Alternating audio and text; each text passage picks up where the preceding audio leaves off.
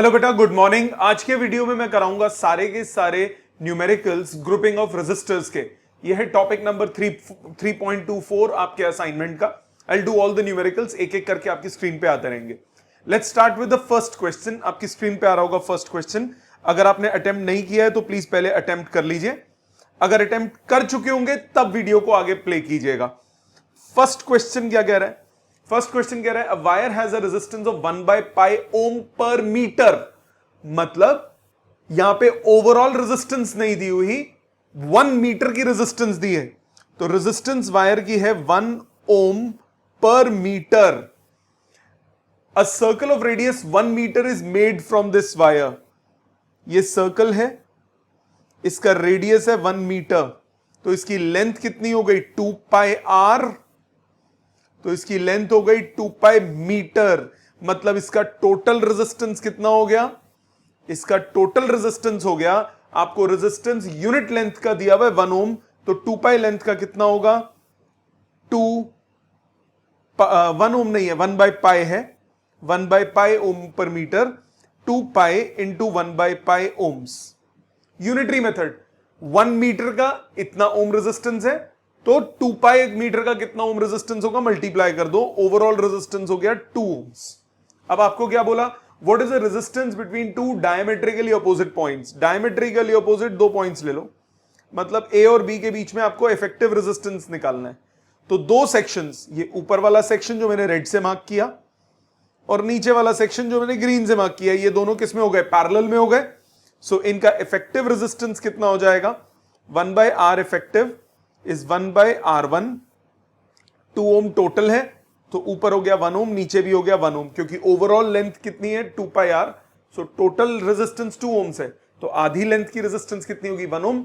नीचे वाली half length की रेजिस्टेंस कितनी होगी? 1 ओम।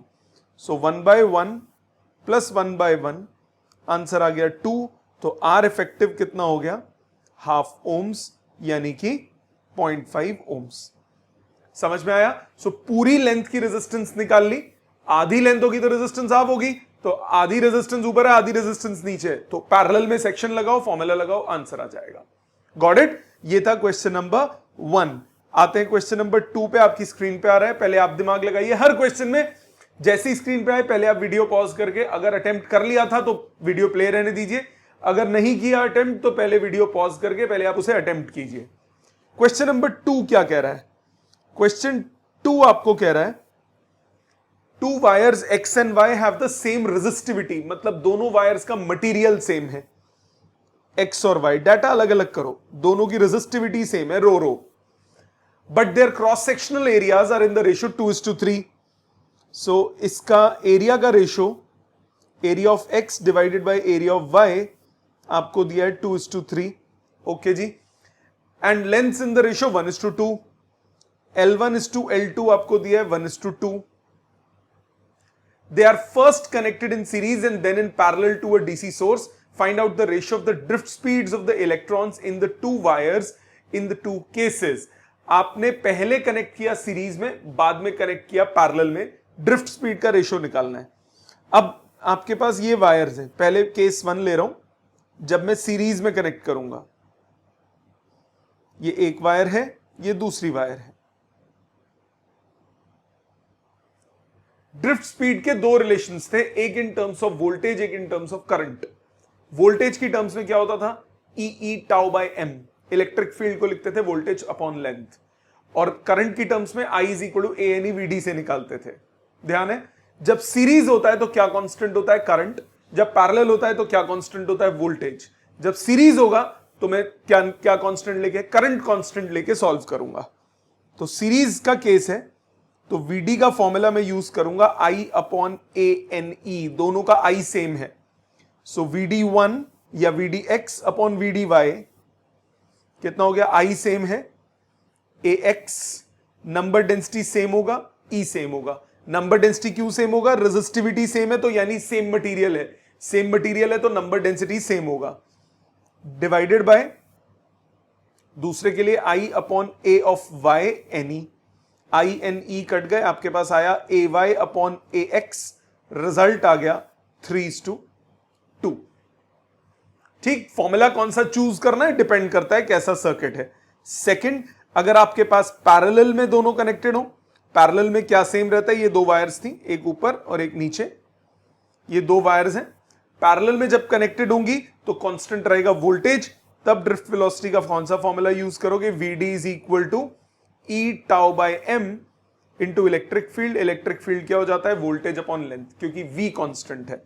अब डिवाइड करो, Vdx by Vdy, E constant, tau constant, V constant, M constant, L variable, L different है।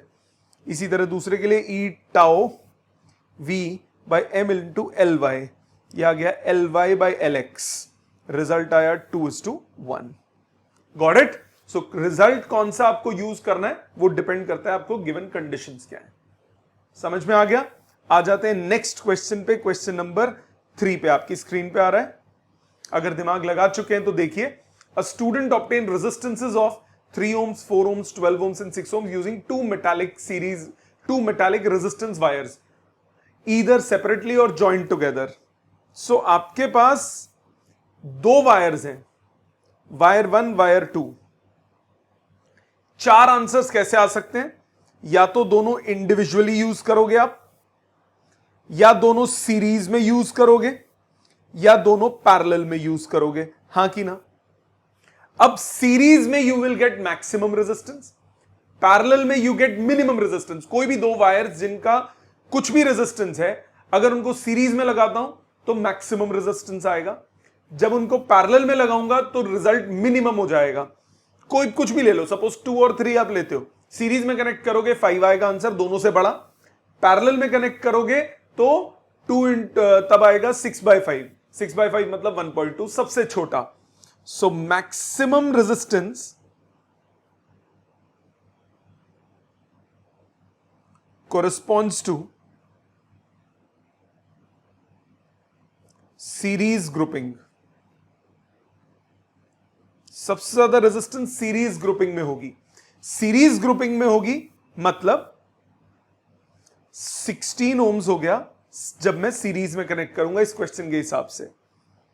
Minimum resistance corresponds to parallel grouping.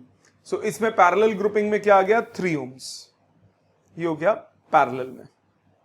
सो यानी जो इंडिविजुअल बचे वो कितने हुए, 4 ohm और 12 ohms। समझ में आई बात? करके देख लो, चाहे 12 और 4 ऐड करो कितना आया 16, और 12 और 4 का पैरेलल कॉम्बिनेशन करो, आंसर आएगा 3 ohms। Got it? ये था question number 3। Let's move on to 4। दिमाग लगा लिया है तो देखिए, फोर्थ कह रहे हैं a wire of resistance 8R is bent in the form of circle। एक सर्कल में बेंट की टोटल 8R ओम की रेजिस्टेंस, 8R ohms है। What is the effective resistance between the ends of the diameter? ये diameter के दो ends. अब diameter उससे दो इक्वल हाफ्स में डिवाइड करेगा, तो अपर ब्रांच का रेजिस्टेंस कितना हो गया 4R, लोअर ब्रांच का रेजिस्टेंस कितना हो गया 4R। टोटल 8R था, आधा ऊपर आधा नीचे। अब दोनों पैरेलल में कनेक्टेड हो गए, 1 बाय रेजिस्टेंस, ये ए बी के बीच में बोल देता हूं, ए बी के बीच में ओवरऑल रेजिस्टेंस हो गया 1/4R प्लस 1/4R, ये आ गया 2/4R मतलब 1/2R। सो ए और बी के बीच में रेजिस्टेंस कितना आ गया 2R ohms। Got it? आ जाते हैं क्वेश्चन नंबर 5 पे। क्वेश्चन 5 दिमाग लगा लिया है तो देखिए, इंटरेस्टिंग क्वेश्चन है, ध्यान से सोचने वाला है। The length and radii of 3 wires of same metal are in the ratio 2:3:4 and 3:4:5। Length का रेशियो L1:L2:L3, ये रेशियो दिया है 2:3:4। रेडियस का रेशियो दिया है R1:R2:R3, ये दिया है 3:4:5। इट मींस एरिया का रेशियो कितना होगा, एरिया का रेशियो होगा जो रेजिस्टेंस के स्क्वायर का रेशियो है, मतलब 9:16:25। ये एरिया का रेशियो हो गया। They are joined in parallel and included in a circuit having 5 ampere current. तीनों को पैरेलल में कनेक्ट किया। पैरेलल में क्या कांस्टेंट रहता है, वोल्टेज। टोटल करंट 5 एम्पियर है। Now let current in each resistance is I1, I2 and I3. एक में करंट I1 मान लिया, दूसरे में I2 मान लिया, तीसरे में I3 मान लिया, तीन करंट है I1, I2, I3. इनका रेशो अगर निकालूं तो मुझे रेजिस्टेंस का रेशो चाहिए होगा. करंट क्या होता है? Voltage upon resistance. So voltage तीनों में कांस्टेंट होगी क्योंकि तीनों को पैरेलल में कनेक्ट किया. रेजिस्टेंस का जो रेशो होगा उससे उल्टा रेशो करंट का होगा. तो पहले रेजिस्टेंस का रेशो निकालते हैं. आपको सेम मेटल बोला है. सेम मेटल मतलब सेम मटेरियल, तो रेजिस्टिविटी सबकी क्या होगी? Same. So R1 is to R2 is to R3 हो गया. Rho L1 by A1 is to rho L2 by A2 is to rho L3 by A3. Rho cut गया. Length का ratio divided by area का ratio आया 2/9 is to 3/16 is to 4/25. ये आ गया resistance का रेशो. तो यानी करंट का रेशो कितना होगा? ये होगा V/R1 is to V/R2 is to V/R3. V cut गया. ये आया 1/R1 is to 1/R2 is to 1/R3. Value put करो. 9/2 is to 16/3 is to 25/4. 4, 3 और 2 का एलसीएम कितना हुआ? 12. तीनों को 12 से मल्टीप्लाई करो.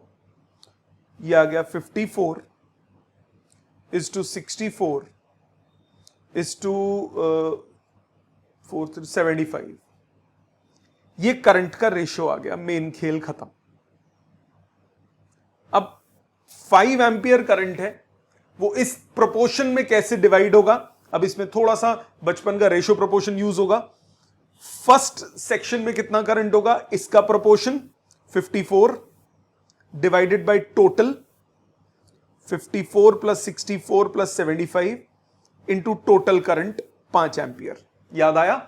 1:2 अगर रेशो होता है तो दोनों प्रोपोर्शन कितने होते हैं? एक होगा 1/3 टाइम्स टोटल, एक होगा 2/3 टाइम्स टोटल. तो जैसे 50 टोटल करंट 5 एम्पियर है, सो तीन प्रोपोर्शन में डिवाइड हुआ. 54:64:75. तो फर्स्ट वैल्यू कितनी होगी? 54 upon total proportions multiplied by total current. Total current कितना है? 5 एम्पियर. यह आया 54 इंटू 5 डिवाइडेड बाय 193. सॉल्व करेंगे, आंसर आएगा 1.40 एम्पियर. सिमिलरली I2 अगर आप निकालें, I2 हो जाएगा 64 अपॉन टोटल इंटू 5 एम्पियर. ये सॉल्व करके आएगा 1.66 एम्पियर्स. और तीसरा I3 अगर आप निकालें तो वो आ जाएगा 75 अपॉन टोटल इंटू 5 एम्पियर. ये सॉल्व करके आएगा 1.94 एम्पियर. तीनों को ऐड करें, टोटल कितना आना चाहिए? 5 एम्पियर अप्रोक्सीमेटली, अगर पॉइंट्स में आएगा तो. ठीक है, समझ में आया? So this is how you do it. It's a very important question. अगर आपको लगता है तो एक बार पॉज करके ध्यान से अपने एक एक स्टेप को दोबारा देखो, रिवाइंड करके देखो, 2 बार देखना पड़े 2 बार देखो. इंटरेस्टिंग क्वेश्चन है. ठीक, आ जाते हैं नेक्स्ट क्वेश्चन पे. Question number 6. दिमाग अगर लगा लिया है तो देखिए. A uniform wire is cut into 10 segments increasing in length of equal steps. The resistance of the shortest segment is R and the resistance of other segments increase in the steps of 8. So first wire जो होगी उसका resistance है R. जो second होगी वो होगी R+8. जो third होगी वो होगी R+16 एंड सो ऑन. बढ़ता जाएगा ना, आते जाएंगे ना आगे. टोटल कितने हैं? 10 वायर्स में डिवाइड किया. If the resistance of the longest segment is 2R, मतलब जो 10th वायर होगी उसकी रेजिस्टेंस 2R है. अब ये AP बन गया. अर्थमेटिक प्रोग्रेशन 10th में आपने पढ़ा है, 11th में भी पढ़ा है. अर्थमेटिक प्रोग्रेशन में फॉर्मूला क्या होता है? nth टर्म का A, यहां फॉर्मूला लिख रहा हूं nth टर्म का. nth टर्म का फॉर्मूला आपने पढ़ा है A plus n-1 into D. A क्या होता है? First term. n क्या होता है? Number of terms. कौन सी टर्म आप देख रहे हो? यहां जैसे 10th आप रेजिस्टेंस निकाल रहे हो तो n हो जाएगा 10. और D क्या होगा? कॉमन डिफरेंस, मतलब कितना गैप है दो कंसेक्यूटिव के बीच में. तो दो कंसेक्यूटिव के बीच में यहां 8 का गैप है. तो 10th रेजिस्टेंस कितनी होगी? फर्स्ट A प्लस n-1, 10 - 1 हो गया 9, into difference is 8 is equal to 2R। तो R की वैल्यू आ गई 72 ओम्स। ये R की वैल्यू आई। अब आपको बोला find the resistance of original wire. उसके लिए सारी वायर्स को कट किया था, तो सबको जोड़ूंगा तो टोटल रेजिस्टेंस आ जाएगी। सम ऑफ एन टर्म्स का फॉर्मूला आपने दो पढ़ा था, n/2 a plus nth term, या फिर पढ़ा था n/2 2a प्लस n-1d। दोनों में से कोई भी लगा लो, दोनों चलेंगे। जैसे टोटल रेजिस्टेंस कितना होगा, सबका सम वो हो जाएगा n/2 into a plus nth term. So 5 into 10th resistance 2R है, फर्स्ट रेजिस्टेंस R है, सो ये आ गया 15R। 3R इंटू 5 15R, तो 15 इंटू 72 ये आ जाएगा आपका 1080 ओम्स। दूसरा तरीका आप ऐसे नहीं करना चाहते, आर टोटल का सेकेंड मेथड क्या हो जाएगा, n/2 2a plus n-1 into d। So 5 into 2R, 2R is 144 plus 72। सो ये भी सॉल्व करके 1080 ओम्स। तो आपकी चॉइस है, दोनों में से कोई भी अप्रोच आप लगा सकते हैं। Got it? ये था question number 6। Let's move on to question number 7। Question 7 क्या कह रहा है, 5 4 ohm resistances and 2 volt battery are and an ammeter are connected as shown। Please ध्यान दीजिए, 5 है 4 ohm resistances ऐसे कनेक्टेड है।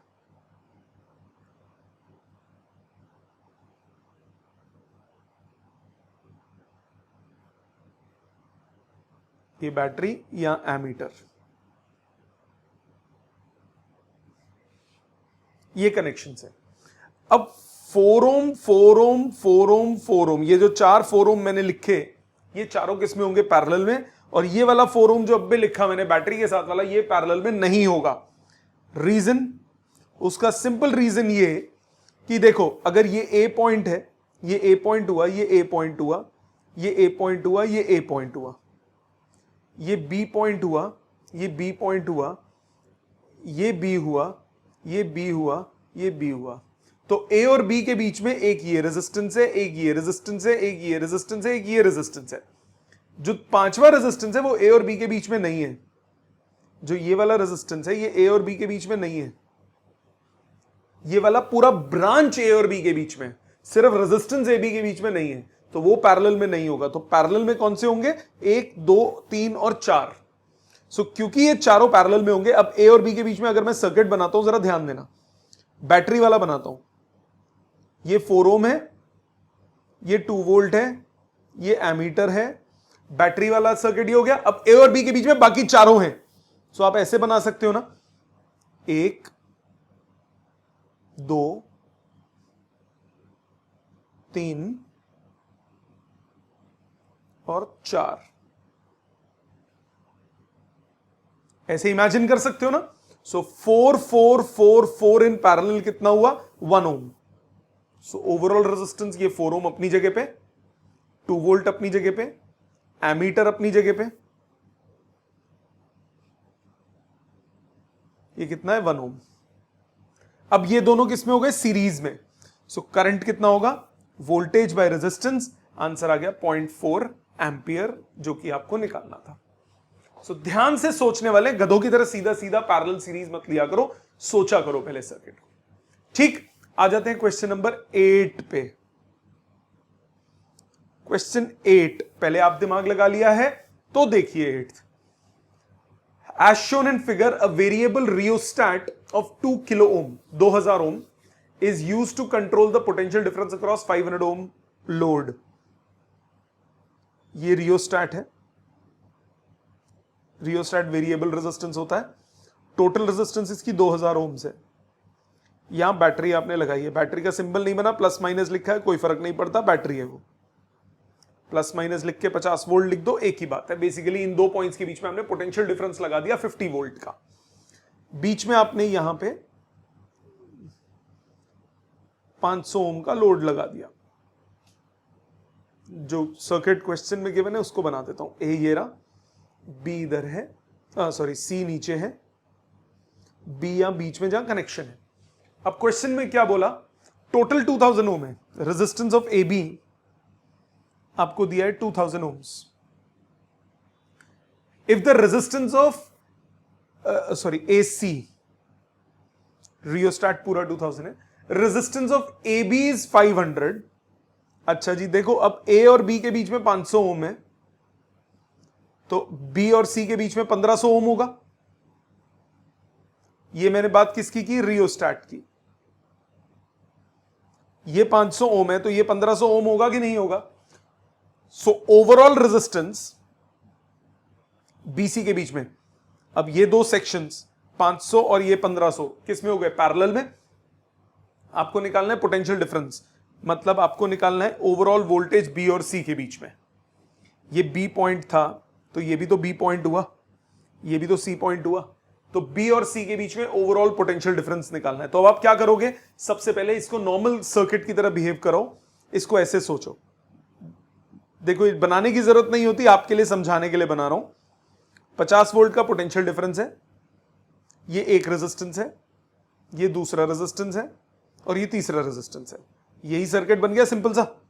ये 1500 ओम हो गया, ये 500 ओम हो गया, ये 500 ओम हो गया। 2000 टोटल था ना ऊपर वाला, तो 1500 500 वो गए सीरीज में और ये 500 ऐसे। अब ये दोनों पैरेलल में, BC A, so 1 by resistance of BC is 1 by 1500 plus 1 by 500। LCM low, 1500, 1 plus 3, BC का रेजिस्टेंस आ गया 1500 by 4 ओम्स, रख लो। सो इफेक्टिव रेजिस्टेंस कितना हुआ, आर इफेक्टिव हुआ 500 प्लस 1500 बाई 4, मतलब 3500 बाई 4 ओम्स। तो यानी सर्किट में करंट कितना होगा, करंट होगा total voltage by total resistance. 200 zero cut गया, 2/35 एम्पियर, ये करंट आ गया। आपको निकालना है बी और सी के बीच में वोल्टेज, तो वोल्टेज बी और सी के बीच में होगा current into overall resistance B और सी के बीच में। क्योंकि देखो इंडिविजुअल 1500 नहीं कर सकता, क्योंकि देखो यहां पे सिंपल ये टोटल करंट इधर आएगा तो वो डिवाइड होगा ना। अगर मैं 1500 से मल्टीप्लाई करता तो टोटल करंट तो नहीं जा रहा होता, तो या तो करंट डिवाइड करके इंडिविजुअल करंट इंटू वोल्टेज निकालो, या फिर इन दोनों को एक ही मान लो। ये दोनों पैरेलल में है ना, इन दोनों को एक ही मान लो, तो बी और सी के बीच में ओवरऑल निकल जाएगा। तो वोल्टेज करंट हो गया 2/35, रेजिस्टेंस है बी और सी के बीच में, ओवरऑल रेजिस्टेंस है 1500 बाय 4, सो 1500 बाय 70, 150 बाय 7 वोल्ट आंसर आ गया। समझ में आई बात। ये है फर्स्ट पार्ट। सेकेंड पार्ट में बोला if the load is removed what should be the resistance at BC to get the voltage 40 volt between B and C। ध्यान दो, दोबारा सर्किट बनाते हैं, लोड रिमूव कर दो। ये दो रेजिस्टेंस हो गए, ये A था, ये C था, ये B था। 50 वोल्ट का पोटेंशियल डिफरेंस था। आपको बोला है what should be the resistance of BC। BC का रेजिस्टेंस X मान लो, तो ऊपर 2000 माइनस X हुआ, टोटल 2000 वोल्ट 2000 ओम था। 40 वोल्ट चाहिए BC के क्रॉस, यहां 40 वोल्ट चाहिए तो यहां 10 वोल्ट हो गया। सीरीज में वोल्टेज डिवाइड होती है। ओवरऑल करंट सेम रहेगा दोनों में, करंट को सेम कर दो, ऊपर वाले से V बाय R, नीचे से V by R, cross multiply, X is equal to 8000 minus 4X, आपके पास आया 5X इक्वल टू 8000, 16 पंजे 80 हो गया 1600 ओम्स। गॉट इट, समझ में आया। सो ध्यान से सोचने वाले क्वेश्चंस होते हैं। डू नॉट एक्सपेक्ट पेपर में बिल्कुल फुद्दू सीरीज और पैरेलल के क्वेश्चंस आएंगे, ऐसे दिमाग लगाने वाले ही आते हैं जिसमें आपको सोचना पड़ेगा। है सिंपल सीरीज पैरेलल, बट दिमाग लगाना पड़ेगा। क्लियर। आ जाते हैं अगले क्वेश्चन पे, क्वेश्चन नंबर 9 पे। क्वेश्चन 9 कह रहा है in a circuit shown in figure both the emitter and the cell have negligible resistance. Okay, 3 external resistances are identical. पहले सर्किट बना लेते हैं। एमीटर, बैटरी, एक रेजिस्टेंस, दूसरा रेजिस्टेंस, एक तीसरा रेजिस्टेंस विद अ स्विच। अब सब आइडेंटिकल रेजिस्टेंसेस हैं, आरआरआर मान लिए। In a circuit shown ammeter and 3 external resistance R identical. When the switch S is open the ammeter reads 0.6 ampere. Switch S अगर open करोगे तो ये वाला सर्किट अब सर्किट में नहीं है। क्यों? ओपन सर्किट है, तो आपके पास सिर्फ ये 2 रेजिस्टेंसेस बने इन पैरेलल में। So when S is open, effective resistance हो गया R/2। करंट हो जाएगा V वोल्टेज अगर है तो V अपॉन R/2, और ये दिया है 0.6 एम्पियर। सो V/R आपके पास आ गया 0.3 एम्पियर। रख लो संभाल के। उसके बाद बोल रहा है स्विच एस को क्लोज कर दिया। जब स्विच एस को क्लोज करेंगे तो अब ये तीनों सर्किट में आ गए। So when S is closed, effective resistance हो गई R/3, तो करंट हो गया V/R/3। सो 3 टाइम्स 0.3, आंसर आ गया 0.9 एम्पियर। समझ में आ गया? इजी था, बस ध्यान से करना और कुछ नहीं। आ जाते हैं क्वेश्चन नंबर 10 पे। क्वेश्चन 10 आपकी स्क्रीन पे है। कह रहा है a wire of uniform length L and a resistance of 16 ohm is cut into 4 equal parts. Cut किया तो एरिया पे चेंज नहीं आएगा। एक वायर है 16 ओम की, 4 पार्ट्स में डिवाइड किया। सो हर पार्ट का रेजिस्टेंस हो गया 4 ओम, 4 ओम, 4 ओम, 4 ओम। पहली लाइन से ये समझ में आया। Each part is stretched uniformly to length L।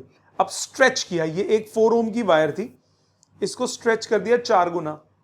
So length कितना हो जाएगा? 4 टाइम्स ओरिजिनल। सो अब एरिया कितना हो जाएगा? A/4। तो इसकी रेजिस्टेंस कितनी हो गई? रो 4L/A/4, तो 16 टाइम्स रो L/A। तो 16 टाइम्स इसकी लेंथ L सोचे तो 16 टाइम्स 4 मतलब 64 ओम्स। सो ये 4 ओम थी, इसको जब 4 गुना स्ट्रेच करूंगा तो इसकी रेजिस्टेंस कितनी बन गई? 64 ओम्स। ठीक है। All the 4 stretch parts are connected in parallel. तो 64, 64, 64 और 64 को पैरेलल में कनेक्ट किया। सो 1/R इफेक्टिव हुआ 1/64 प्लस 1/64 प्लस 1/64 प्लस 1/64 माने 4/64 मतलब 1/16। सो R इफेक्टिव कितना हो गया? 16 ओम्स। यही निकालना है। ठीक है। ध्यान से एक स्टेप पढ़ो, उसको इंटरप्रेट करो, फिर सेकंड पढ़ो, उसको इंटरप्रेट करो। ध्यान से करना है। क्लियर? ये था क्वेश्चन नंबर 10। तो ये 10 तक जो क्वेश्चन थे उसमें थोड़े ट्रिकी भी थे, थोड़े डिफरेंट कॉन्सेप्ट पे भी थे, थोड़ा दिमाग लगाने वाले भी थे, जिसमें सीधे सीधे सर्किट आपको नहीं दिखेंगे। अब थोड़े सर्किट्स वाले क्वेश्चन आ जाते हैं 10th के बाद। आ जाते हैं क्वेश्चन नंबर 11 पे। आपकी स्क्रीन पे आ रहा है, पहले आप दिमाग लगा लिया है तो ध्यान दीजिए। 11th कह रहा है calculate the resistance between A and B. एक कैपेसिटर्स में हमने पढ़ा था व्हीटस्टोन ब्रिज प्रिंसिपल, वही प्रिंसिपल यहां पे लगेगा। रेजिस्टेंस में व्हीटस्टोन ब्रिज प्रिंसिपल क्या कहता है, अभी आगे इसका प्रूफ भी आएगा, second half of the chapter में इसका प्रूफ भी आएगा। ये 4 रेजिस्टेंसेस हैं, R1, R2, R3, R4, ये पॉइंट्स हैं, ये बीच में रेजिस्टेंस है R5। ये कहता है if R1 upon R2 is R3/R4, तो ये बीच वाली ब्रांच में कुछ नहीं जाएगा। तो यहां पे I' अगर करंट है तो I' 0 हो जाएगा, मतलब आप बीच वाली ब्रांच को नेग्लेक्ट कर सकते हो, उधर कोई करंट नहीं जाएगा, वो ओपन सर्किट की तरह बिहेव करेगी। तो आप ये बना सकते हो। ये होता है व्हीटस्टोन ब्रिज प्रिंसिपल। इसको यूज कैसे करेंगे इस क्वेश्चन में प्लीज ध्यान दीजिए। 11th कह रहा है calculate the resistance between A and B. Please ध्यान दें, ये रेजिस्टेंसेस हैं 1 ओम, 10 ओम, 4 ओम, और 2 ऐसे कनेक्टेड हैं।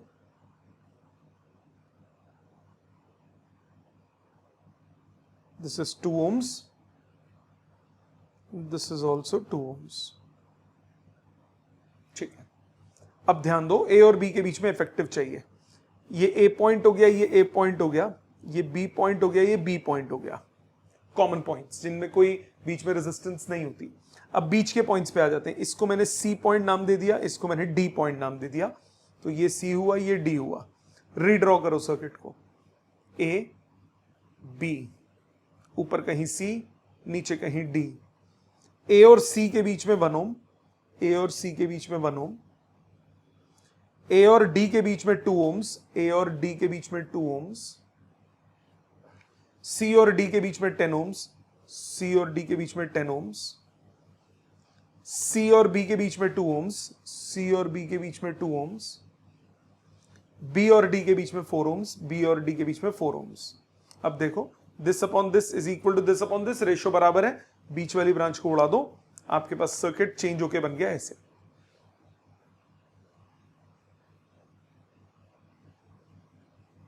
This is 1 ohm, this is 2 ohms, this is 2 ohms, this is 4 ohms। अब सीरीज पैरेलल, ये दो सीरीज, ये दो सीरीज, सो आपके पास आया, सर्किट रीड्रॉ करें। 1 और 2 का सीरीज कितना हो गया, 3 ohms, नीचे 2 और 4 का सीरीज कितना हो गया, 6 ohms। अब ये दोनों पैरेलल में, 1 by R effective is 1 by 3 plus 1 by 6, तो R effective आपके पास कितना आया, 2 ohms।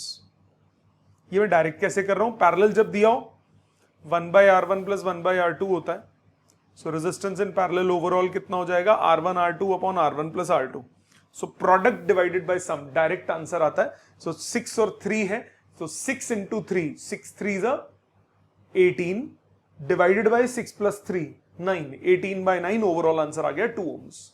ठीक है, इसमें एलसीएम एलसीएम लेने की जरूरत नहीं पड़ती, डायरेक्ट अगर आप याद रखें 2 के लिए।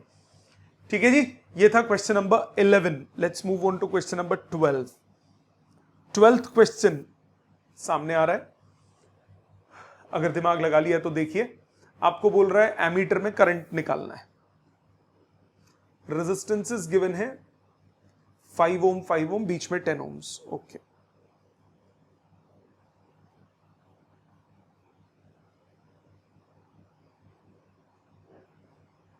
This is 5 ohms 5 ohms,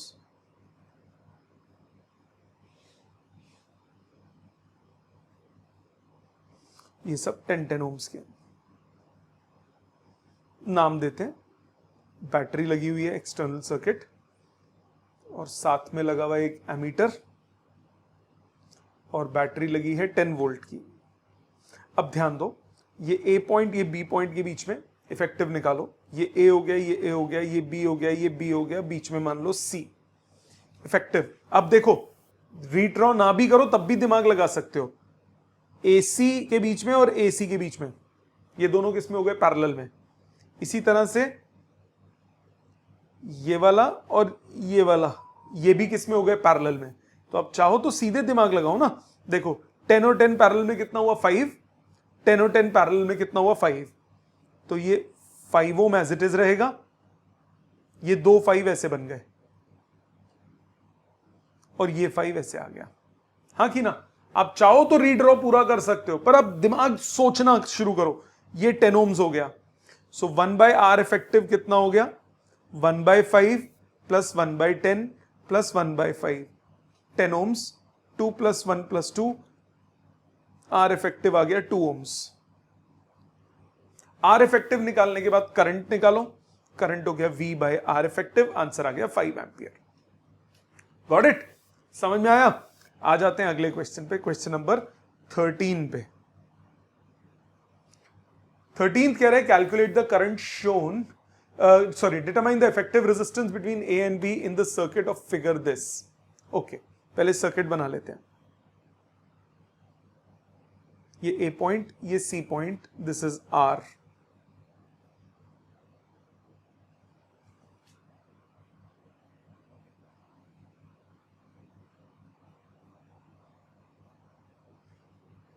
circuit ऐसे गिवन है, सब आर ओम्स के हैं। ई पॉइंट बोलो, बी पॉइंट बोलो, एक ही बात है, कोई फर्क नहीं है। अब एक बात सुनो ध्यान से, एक सेकंड, ये जो सेक्शन है ये क्या बन रहा है? ये बन रहा है Wheatstone bridge. This upon this is equal to this upon this, बीच वाली ब्रांच को कर दो नेग्लेक्ट। तो ये सर्किट कुछ इस तरह से चेंज हो गया, R R R R R are.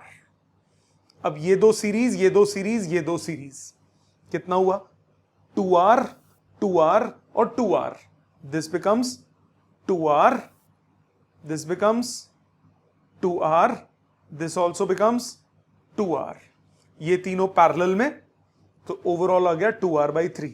Step show कर सकते हो ना, 2R 2R 2R पैरेलल में कितना हो गया? 2R/3। और जो आंसर आएगा वो इन सीरीज विद R।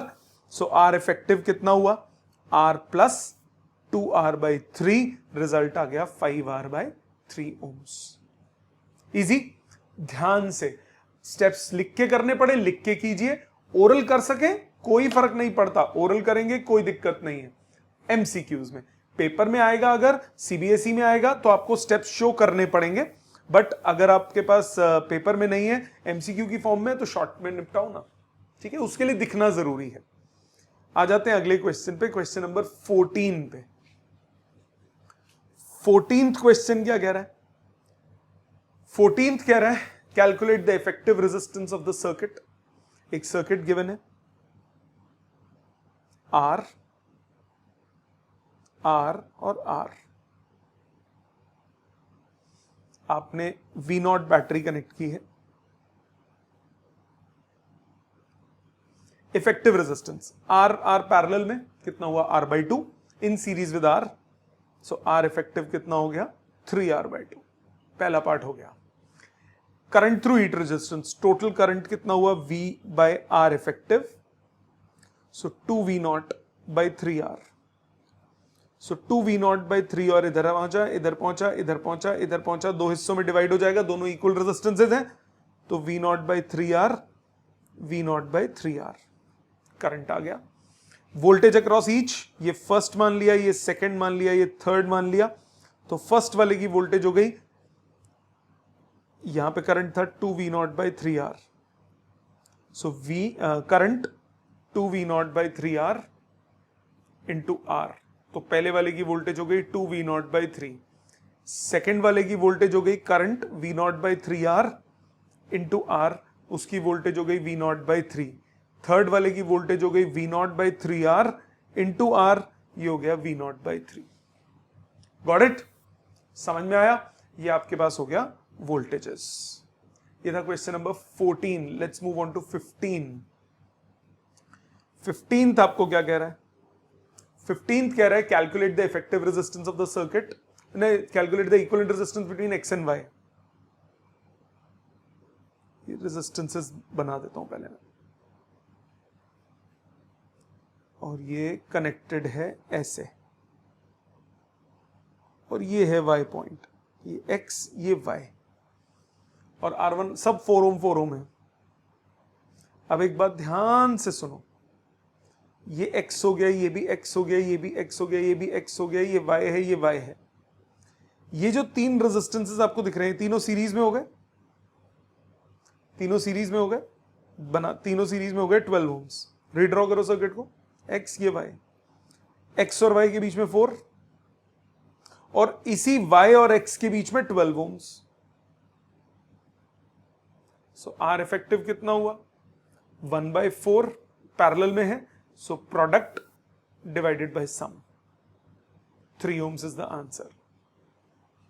इजी। आ जाते हैं नेक्स्ट क्वेश्चन पे, क्वेश्चन नंबर 16 पे। दिमाग लगा चुके हैं तो देखिए, calculate the effective resistance of the circuit, current through each, voltage. देखो जी ध्यान से, ये एक रेजिस्टेंस है, ये दो रेजिस्टेंस है, ये तीन रेजिस्टेंसेस हैं, और ये चौथा रेजिस्टेंस है, सब आर आर आर आर, और बैटरी है V0। अब ये 3 सीरीज में, इनका हो गया 3R और ये R और बैटरी V0। अब देखो इस पर्टिकुलर क्वेश्चन के लिए बहुत इजी है कि दोनों के अक्रॉस जो वोल्टेज है वो V0 ही होगी ना, क्योंकि पैरेलल में कनेक्टेड है। सो इधर से करंट अगर I1 बोलता हूं, इधर I2 बोलता हूं, सो I1 कितना हो जाएगा V0 बाय R, इसकी वोल्टेज अपॉन इसकी रेजिस्टेंस, और इधर करंट कितना हो जाएगा I2 की वैल्यू, I2 हो जाएगा V0 बाय 3R, खत्म।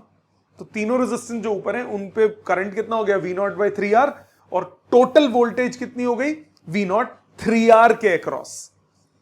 Got it? But individual current नहीं है वो, इंडिविजुअल वोल्टेज नहीं है वो, क्योंकि सीरीज है वो। देखो ध्यान से, यहां से जो करंट निकला, इधर करंट आया V0 बाय R, ऊपर जो करंट निकाला वो निकाला V0 बाय 3R, तो यानी इसकी वोल्टेज हो गई, IR करूंगा तो V0 बाय 3, इसकी भी V0 बाय 3, इसकी भी V0 बाय 3। सेम काम करना पड़ेगा ना वोल्टेज के लिए, सीरीज में है, करंट सेम होगा, वोल्टेज सेम इसीलिए आ रही है क्योंकि तीनों इक्वल रेजिस्टेंस के थे। समझ में आ गई बात? आप इसको नॉर्मली भी सॉल्व कर सकते हो, जैसे आप अभी तक क्वेश्चंस करते आ रहे थे। कैसे? आपने ये सर्किट बनाया, दोबारा कर देता हूं इसी क्वेश्चन को। ये 3R रेजिस्टेंस है, ये R रेजिस्टेंस है, ये V0 वोल्टेज है। आप सबसे पहले R इफेक्टिव निकालोगे, 3R और R पैरेलल में हो गया 3R बाय 4। टोटल करंट कितना हुआ?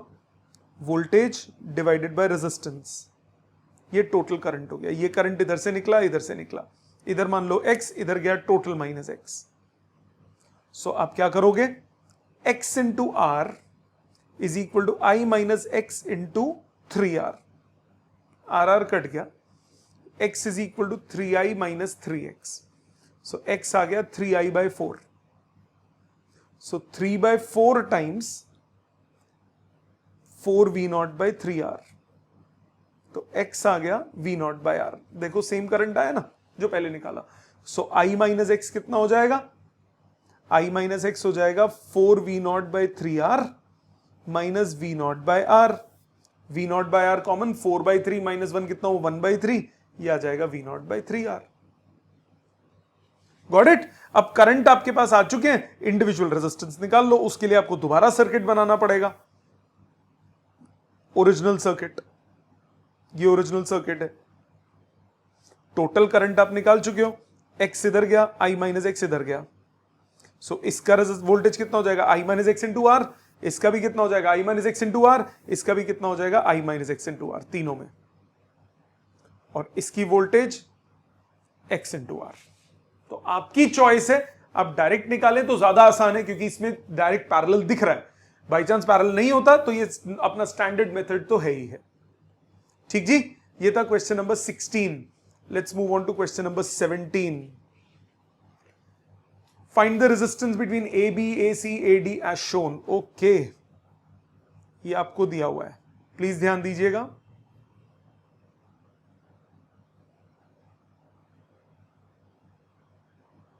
ये रेजिस्टेंसेस ऐसे गिवन है,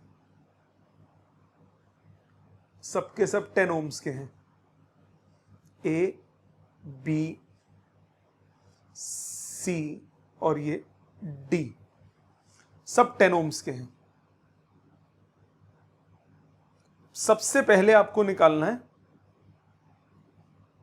A और B के बीच में। जब आप A और B के बीच की बात करेंगे तो यानी A और B पे एक्सटर्नल सर्किट कनेक्टेड हो सकता है। D पे कोई एक्सटर्नल सर्किट करंट नहीं है, तो ये ओपन सर्किट हो गया। D के आगे तो कोई करंट ही नहीं जाएगा, ना ही C के आगे कोई करंट जाएगा, तो आप इसको भूल जाइए। जब आप A एंड B के बीच में निकालना है तो आपके पास सर्किट कुछ ऐसा बन जाएगा। वो दो ब्रांच खत्म हो गई। क्यों खत्म हो गई? उधर कोई करंट ही जाएगा, वो ओपन सर्किट है। अब ये 10-10-10 पैरेलल में, सीरीज में, ये हो गया 30 ओम्स। 30 और 10 पैरेलल में, 30 और 10 पैरेलल में कितना हुआ? प्रोडक्ट डिवाइड बाय सम से करो। 30 इंटू 10 300 बाय 40, ये हो गया 30 बाय 4। ये 10 और ये 10, अब ये तीनों सीरीज में, ये आ गया 80, 110 बाय 4 ओम्स आर इफेक्टिव। ठीक, सेम सर्किट अगर आपको ए एंड सी के बीच में करना है, ए एंड सी के बीच में करना है, सो अब आपके पास ये वाली ब्रांच और ये वाली ब्रांच खत्म हो गई, क्योंकि ना बी के एक्सटर्नल में कोई सर्किट है ना डी में है, ए और सी में है। तो अब आप क्या करोगे,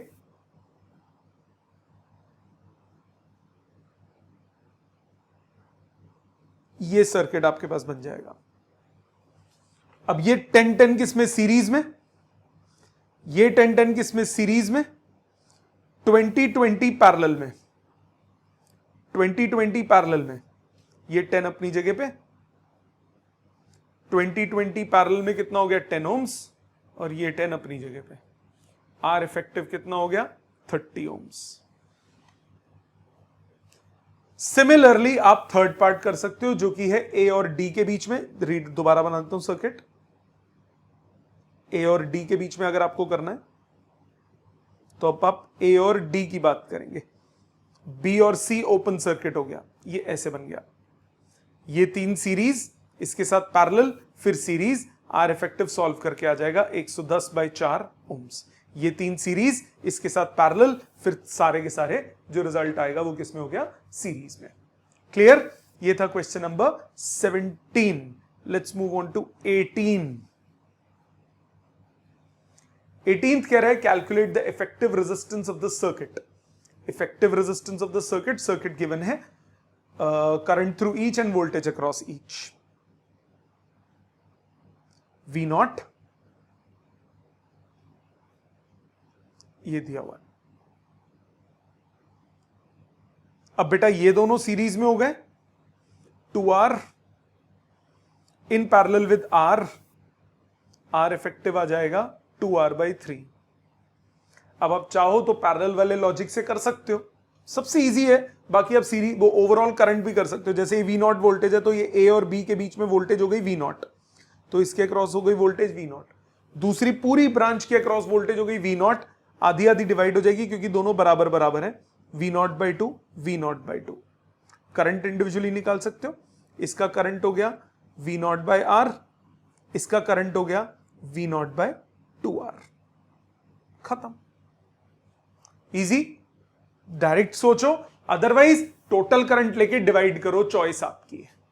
क्लियर, आ जाते हैं क्वेश्चन नंबर 19 पे।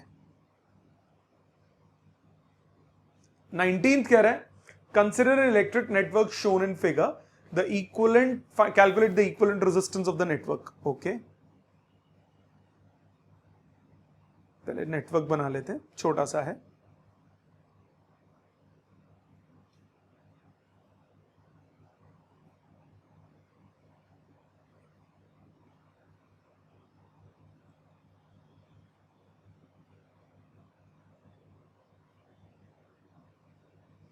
इसमें एक छोटी सी चीज है बेटा, जो बैटरी बनी हुई है उसके 16 ओम कॉमा 1 ओम, 16 वोल्ट कॉमा 1 ओम लिखा है, वो क्या होता है, वो होता है इंटरनल रेजिस्टेंस। उसको साथ में सीरीज में बना लिया करो और नॉर्मल रेजिस्टेंस की तरह बिहेव करवाया करो। आगे डिटेल में आएगा इंटरनल रेजिस्टेंस क्या होता है। इंटरनल रेजिस्टेंस किसी भी बैटरी की होती है, इफेक्टिव रेजिस्टेंस में इंटरनल काउंट नहीं होती, ये टोटल, ये बैटरी है।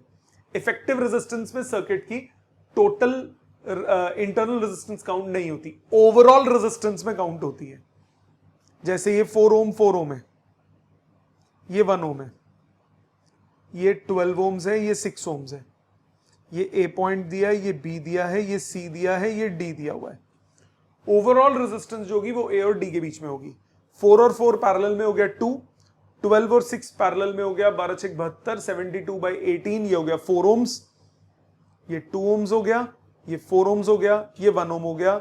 इफेक्टिव रेजिस्टेंस हो गई तीनों सीरीज में, 4, 1 और 2 सीरीज में 7 ओम्स, ये इफेक्टिव रेजिस्टेंस हो गई। करंट के लिए आप क्या करोगे, करंट के लिए total voltage upon total resistance. Total resistance में इफेक्टिव और इंटरनल दोनों जुड़ जाएंगे। टोटल वोल्टेज है 16, ये 7, ये 1, आंसर आ गया 2 एम्पियर। करंट हो गया 2 एम्पियर। करंट में लोगे क्योंकि है तो वो रेजिस्टेंस, बट वो सर्किट की रेजिस्टेंस नहीं है, वो किसकी रेजिस्टेंस है, बैटरी की रेजिस्टेंस है। उसको बोलते हैं internal resistance of the battery या सेल। अब आपको क्या निकालना है, पहले करंट डिवाइड कर लेते हैं। 2 एम्पियर आया, इधर 2 हिस्सों में डिवाइड होगा, 1 एम्पियर 1 एम्पियर। अब देखो आगे फिर से 2 एम्पियर, फिर डिवीजन देखते हैं जरूरत है कि नहीं। आपको वोल्टेज निकालना है ए बी के बीच में, तो ए बी के बीच में वोल्टेज होगा, करंट ए और बी वाले को इकट्ठा एक ही मान लो, तो वो जाएगा करंट इंटू ए और बी की इकट्ठी वोल्टेज, वो है 2 ओम्स, तो आ गया 4 वोल्ट। इसी तरह बी और सी का बीच में बोला, तो बी और सी के बीच में रेजिस्टेंस है, करंट है 2, रेजिस्टेंस है 1, आंसर हो गया 2 वोल्ट। तीसरा सी और डी के बीच में बोला, सी और डी के बीच में रेजिस्टेंस है 4 ओम्स, करंट है 2 एंपियर, ये आ गया 8 वोल्ट। सो इकट्ठा मान लिया करो, इजी हो जाता है। आगे बात समझ। आ जाते हैं नेक्स्ट क्वेश्चन पे, क्वेश्चन नंबर 20 आपके सामने आ रहा है, दिमाग लगा लिया है तो देखिए। अब इसमें कैपेसिटर लगा हुआ है। कैपेसिटर की एक प्रॉपर्टी होती है कि कैपेसिटर ऑलवेज ब्लॉक्स डीसी, जो कांस्टेंट करंट होता है कैपेसिटर उसको आने से रोकता है, ब्लॉक करता है। अब इस ब्लॉकिंग से क्या होगा, प्लीज सामने ध्यान दें, इस ब्लॉकिंग से क्या इफेक्ट होगा उस पर ध्यान देते हैं। क्वेश्चन पहले लिखते हैं, क्वेश्चन नंबर 20। आपको ये रेजिस्टेंसेस दिए हैं 2 ओम, 2 ओम्स के 2,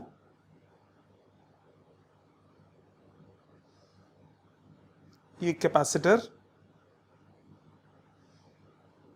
ये 4 ओम, बैटरी ऑफ ईएमएफ 6 वोल्ट्स, और ये एक रेजिस्टेंस दिया है 2.8 ओम्स। ओके, अब ध्यान दो, जब भी ऐसा क्वेश्चन आएगा बैटरी के साथ कैपेसिटर लगा हुआ है, बैटरी वाले सर्किट में मतलब डीसी सर्किट में कैपेसिटर लगा है, तो आप थोड़ी देर के लिए इस कैपेसिटर को भूल जाएंगे। इस पूरी ब्रांच का कोई रोल नहीं है क्योंकि ये ओपन सर्किट की तरह बिहेव करेगा। तो ये पूरा सर्किट दोबारा बनाएं और कैपेसिटर वाली ब्रांच को भूल जाएं।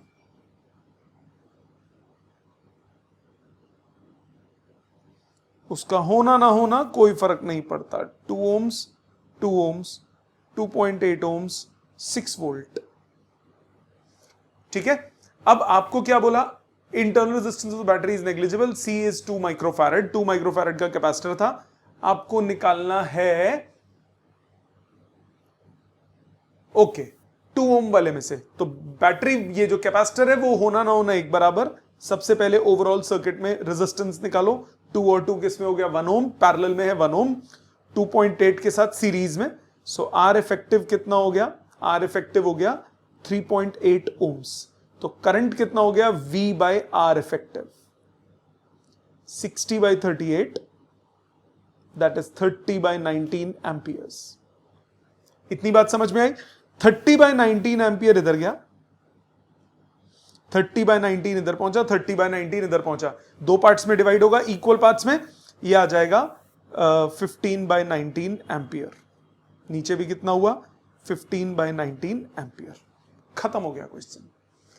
अगर इस क्वेश्चन में गिवन ने बोला नहीं है, अगर इस क्वेश्चन में बोला होता कि कैपेसिटर पे चार्ज निकालो कितना होगा, कैपेसिटर पे अगर चार्ज आपको बोला है निकालने के लिए, तो कैपेसिटर की जो ब्रांच है इन 2 पॉइंट्स के बीच में पोटेंशियल डिफरेंस निकाल लो। इस रेजिस्टेंस का कोई काम ही नहीं है, ये हो ना हो कोई फर्क नहीं पड़ता। क्यों? क्योंकि इस ब्रांच में करंट नहीं है, बट इस P और Q पॉइंट के अक्रॉस पोटेंशियल डिफरेंस होगा। क्वेश्चन में बोला नहीं है निकालने को, अगर बोला होता तो P और Q के बीच में पोटेंशियल डिफरेंस निकालते हैं। यही P और Q है ना, तो P और Q के बीच में पोटेंशियल डिफरेंस हो जाता I into overall resistance PQ की, वो 1 ओम्स है, 2 और 2 पैरेलल में। सो करंट कितना था 30 बाय 19 इंटू 1, ये 30 बाय 19 वोल्ट कैपेसिटर की वोल्टेज हो गई। आपको बताया था कोई भी 2 पॉइंट्स के बीच में पोटेंशियल डिफरेंस चाहिए, आप एक पॉइंट से दूसरे पॉइंट की तरफ जाइए, प्लस पे वोल्टेज के पहुंचे तो प्लस लीजिए, माइनस पे पहुंचे तो माइनस लीजिए। वही किया मैंने, P से Q की तरफ गया, ऊपर PQ वाले को एक ही माना, इधर होगा प्लस इधर होगा माइनस। आप चाहते तो नीचे से भी जा सकते थे, जाएं। अगर आप नीचे से जाते तो पहले बैटरी के प्लस पे पहुंचते 6 वोल्ट, फिर रेजिस्टेंस के, अब इसमें करंट ऐसे गया है, रेजिस्टेंस के माइनस पे पहुंचते हैं, -2.8 into overall current. Overall current कितना था 30 बाय 19। सॉल्व करो, ये आपके पास आ जाएगा 6 माइनस 28 इंटू 3 बाय 19। सॉल्व करो, ऊपर से 6 कॉमन, 1 माइनस 6 होता है, 3 इंटू 3 कॉमन हो गया, तो 28 का आधा हो गया 14, 14/19, ये आ गया 6 इंटू 5/19, ये सॉल्व करके कितना आया 30/19 वोल्ट, चाहे जैसे मर्जी निकाल लो वोल्टेज। ये कैपेसिटर के अक्रॉस वोल्टेज हुई, तो चार्ज कितना होगा CV, कैपेसिटर का कैपेसिटी कितनी 2 माइक्रोफैरेड इंटू वोल्टेज 30/19, ये आ गया आपके पास 60/19 माइक्रोकूलम। पर ये क्वेश्चन में निकालना नहीं है, बोला हो तो ठीक, नहीं बोला मतलब बोला हो तो निकाल देंगे, इस क्वेश्चन में बोला नहीं है, तो जो रेड से किया वो एडिशनल काम किया मैंने इस क्वेश्चन का, जो कि बोला नहीं था। ठीक, आ जाते हैं आगे क्वेश्चन नंबर 21 पे। क्वेश्चन 21 क्या कह रहा है?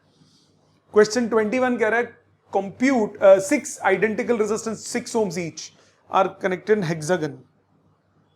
1 2 3 4 5 6 ये कनेक्टेड है, और नाम दिया ABCDEF, ABCDEF। ओके, अब आपको क्या बोला, A और D के बीच में इफेक्टिव निकालो। A और D के बीच में अगर बोला तो ये 2 डंडे बनेंगे, ऊपर वाले 3 सीरीज में हो गए, नीचे वाले 3 सीरीज में हो गए। सो A और D के बीच में कितना आया, ऊपर वाले 3 सीरीज में 6 3 18 ohms, नीचे वाले 3 सीरीज में 6 3 18 ohms। सो R इफेक्टिव आ गया 9 ohms। ठीक है, A और D के बीच में निकल गया। अब दूसरे पार्ट में बोला A और C के बीच में निकालो, A और C के बीच में, तो जब A और C के बीच में निकालूंगा तो ऊपर अब ये 2 सीरीज में हुए 12 ohms, नीचे ये 4 सीरीज में हुए 24 ohms, R इफेक्टिव आ जाएगा 8 ohms। तीसरा बोला A और F के बीच में, A और F के बीच में यहां एक रेजिस्टेंस है A और F के बीच में 6 ohms, और बाकी 5 सीरीज में, ये हो गया 30 ohms। सो R इफेक्टिव कितना आ जाएगा 30 इंटू 6/36, सॉल्व करके आया 5 ohms। Got it? समझ में आ गया? तो जिन 2 पॉइंट्स के बीच में पोटेंशियल डिफरेंस निकालना है, जिन 2 पॉइंट्स के बीच में इक्विवेलेंट रेजिस्टेंस निकालना है, उन 2 पॉइंट्स पे डंडी बनाओ, मतलब वो दोनों आपके पास वो सीरीज पैरेलल देखने के काम में आते हैं। आ जाते हैं क्वेश्चन नंबर 22 पे। 22 कह रहा है compute the total resistance and current in the network. Okay, 12 volt की बैटरी है, ये रेजिस्टेंसेस गिवन है, एक है 8 ohms, एक है 12 ohms, एक है 6 ohms, ऐसे कनेक्टेड, ऐसे कनेक्टेड। अब ध्यान दो, ये A पॉइंट है, ये B पॉइंट है, तो ये A हुआ, ये B हुआ, ये A हो गया, कंडक्टर से कनेक्टेड है। ये जो है ब्रांच बनी है, ऊपर से कूद के गई है, मतलब कनेक्शन नहीं है बीच में, ये B हो गया। सो A और B के बीच में दोबारा से कनेक्शन करो, 12 वोल्ट ये रहा, ये A पॉइंट, ये B पॉइंट, A और B के बीच में 8 ohms, A और B के बीच में 12 ohms, A और B के बीच में 6 ohms, ये तीनों हो गए पैरेलल में। अब इसमें मत लगा देना product divided by sum, product divide by sum सिर्फ 3 में लगता है। 1/R इफेक्टिव कितना हुआ, 1/8 plus 1/12 plus 1/6, 24 is the LCM, 3 plus 2 plus 4, 6 8 8 9 10 11, R effective कितना हुआ 24/11 ohms। ये हो गया R इफेक्टिव 24/11 नहीं, सॉरी 9, 4 5 6 7 9, 24/9, मतलब ये आपके पास आ गया, 3 से काटूंगा तो 8/3 ohms। ठीक, अब करंट निकालना है, करंट टोटल निकालना है। करंट कितना हो जाएगा, total voltage 12 upon total resistance 8/3, 4 2s 4 3s, answer आ गया 4.5 एम्पियर। ठीक जी, ये था 22। Let's move on to 23। दिमाग लगा लिया है तो देखिए, आपको एक सर्किट दिया है, कह रहा है करंट निकालो, सिंपल सीरीज पैरेलल का क्वेश्चन है। पहले मैं सर्किट बना लेता हूं, वैल्यूज डालते हैं। फिर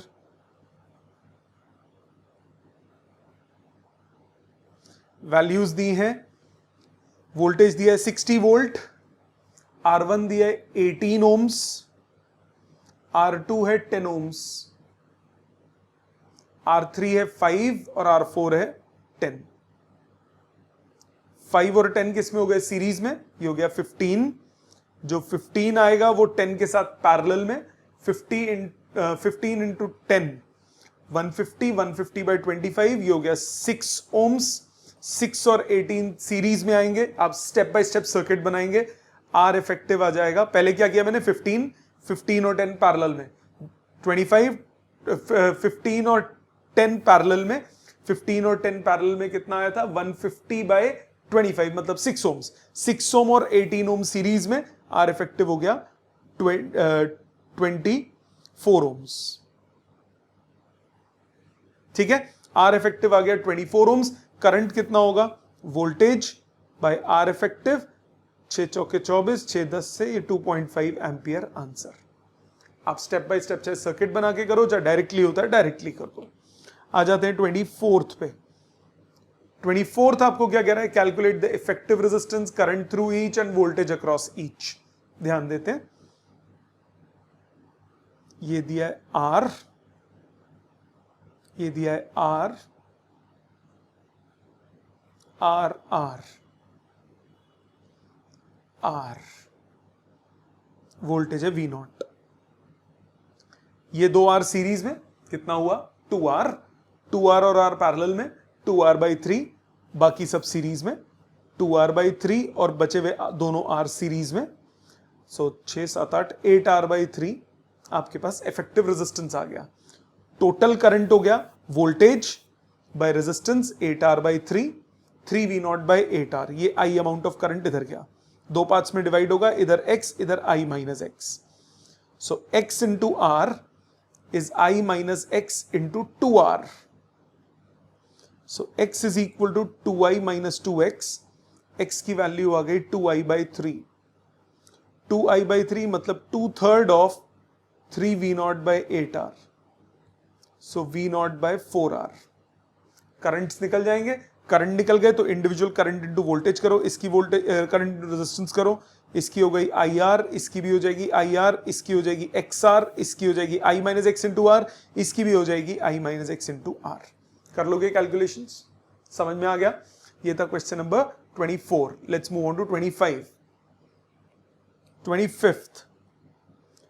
25th क्वेश्चन कह रहा है calculate the equivalent resistance of the resistance network between points A and B as shown in figure। ये A पॉइंट है,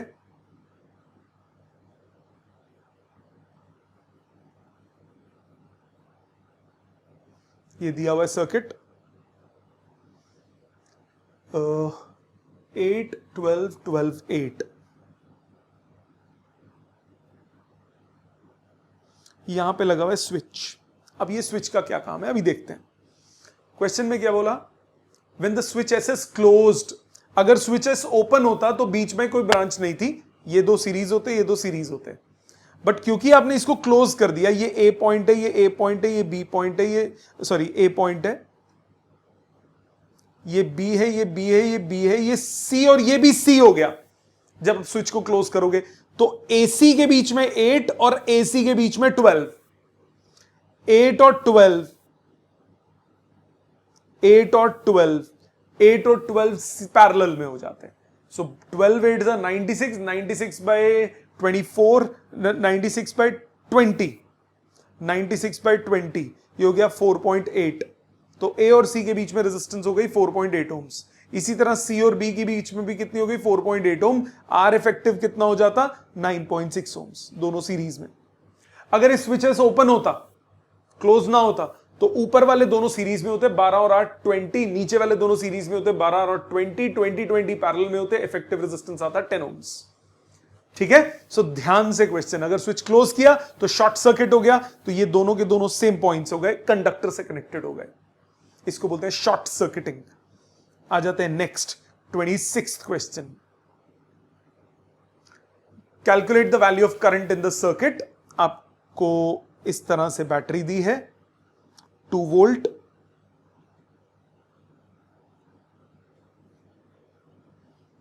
ये है जी 30 ओम 30 ओम 30 ओम्स।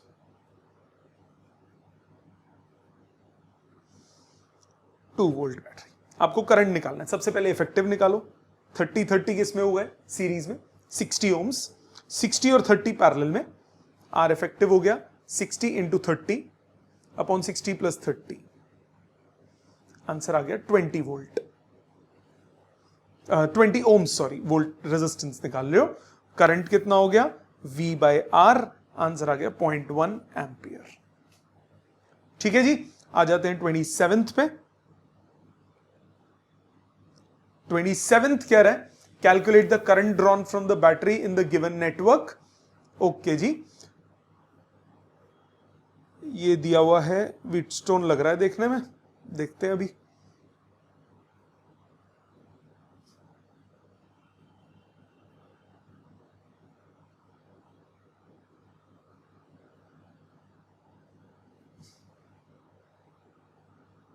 ये सर्किट है 154, 2 ओम्स 2 ओम्स, बिल्कुल व्हीटस्टोन है, और नीचे बैटरी है 4 वोल्ट की। आपको करंट निकालना है। पहले रीड्रॉ करो सर्किट को, इसको ए पॉइंट, इसको बी पॉइंट, ये सी A D, so A B, ऊपर सी नीचे डी। ए और सी के बीच में 1 ओम, सी और डी के बीच में 5 ओम्स, डी और बी के बीच में 4 ओम्स, सी और बी के बीच में 2 ओम्स, और ए और डी के बीच में 2 ओम्स। अब 1/2, 2/4 रेशो बराबर, बीच वाली ब्रांच उड़ा दो, तो यानी ये सर्किट आपके पास ऐसे बन जाएगा। ए और बी, ऊपर हो गया 1 ओम, 2 ओम्स, 2 ओम्स, 4 ओम्स। 1 और 2 सीरीज में 3, 2 और 4 सीरीज में 6। आर इफेक्टिव कितना हो गया? 6 और 3 पैरेलल में 2 ओम्स। तो करंट कितना हुआ? वोल्टेज बाय रेजिस्टेंस, मतलब 2 एम्पियर आपके पास ओवरऑल आंसर आ गया। ठीक जी, आ जाते हैं नेक्स्ट क्वेश्चन पे, 28 पे। Calculate the current drawn from the battery in the given net, oh sorry ये 27 पढ़ लिया मैंने।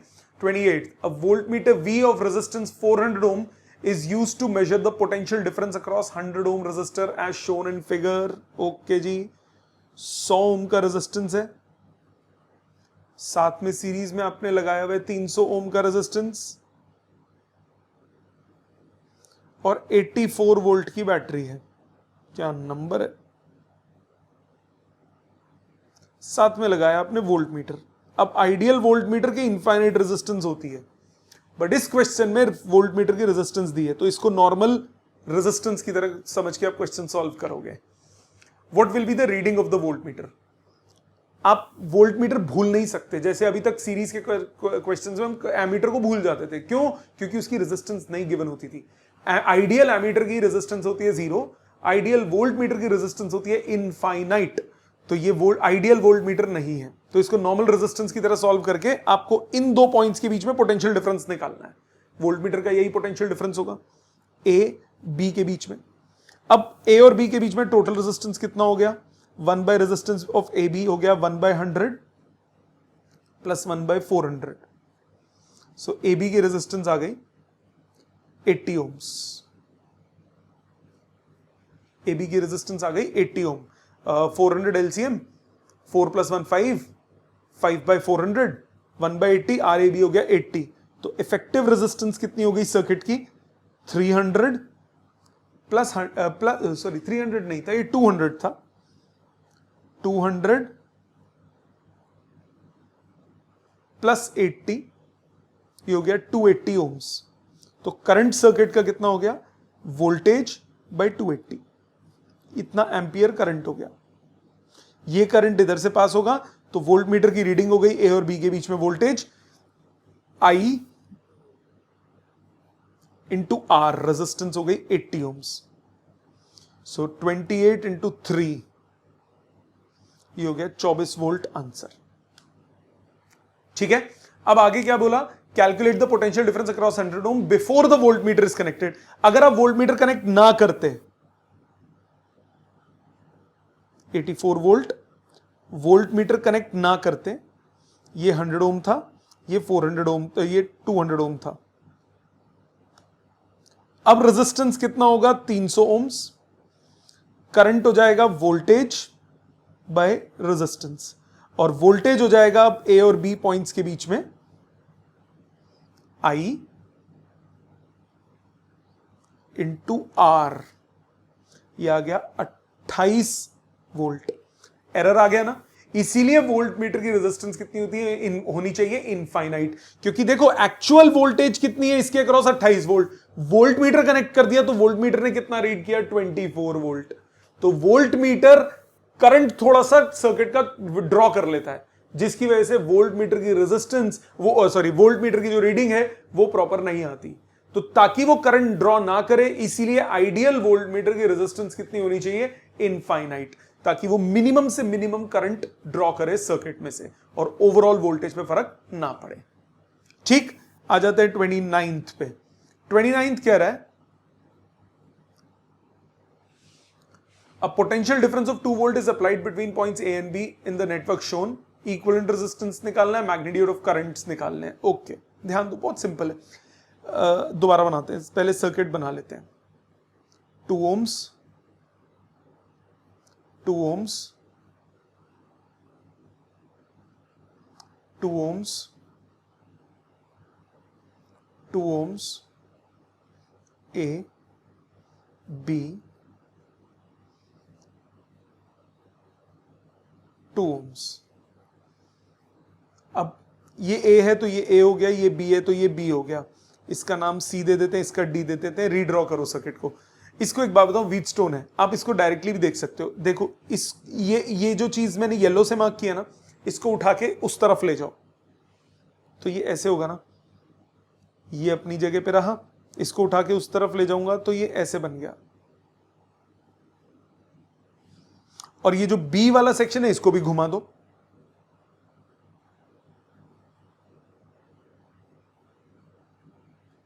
देखो बन गया ना Wheatstone bridge.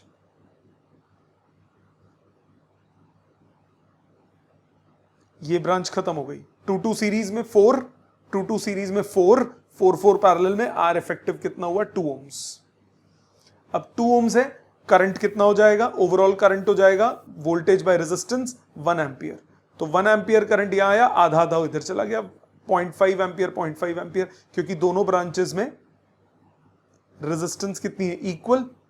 So overall current, overall resistance हुई 2 ohms, ओवरऑल करंट हुआ 1 एम्पियर, हाफ ऊपर हाफ नीचे। ठीक, आ जाते हैं क्वेश्चन नंबर 30 पे। Calculate the equivalent resistance between A and B of the following electrical network shown. Okay,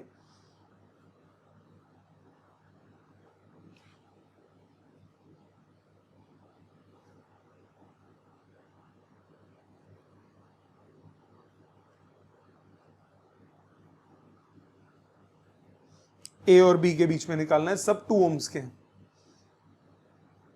ये जो सेक्शन आपको नजर आ रहा है, ये व्हीटस्टोन ब्रिज फिर से है, this upon this is equal to this upon this, ये वाली खत्म हो जाएगी तो इस सर्किट ऐसा बन जाएगा।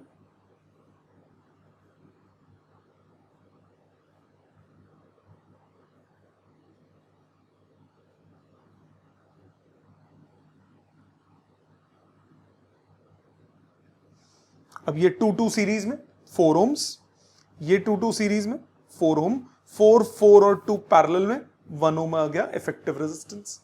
करंट कितना हो जाएगा, वोल्टेज, बैटरी की वोल्टेज है 8 वोल्ट और बैटरी की इंटरनल रेजिस्टेंस दी है। पहले बताया था मैंने, एक्सटर्नल रेजिस्टेंस और इंटरनल जोड़ देते हैं करंट निकालते वक्त, आंसर आ जाएगा 4 एम्पियर। Got it? ये था क्वेश्चन नंबर 30। आ जाते हैं 31 पे। R1, R2, R3, R4 4 resistances battery दी है, इक्विवेलेंट रेजिस्टेंस निकालना है, करंट थ्रू ईच निकालना है। ओके जी, सर्किट बनाते हैं। बैटरी दी है 10 वोल्ट की,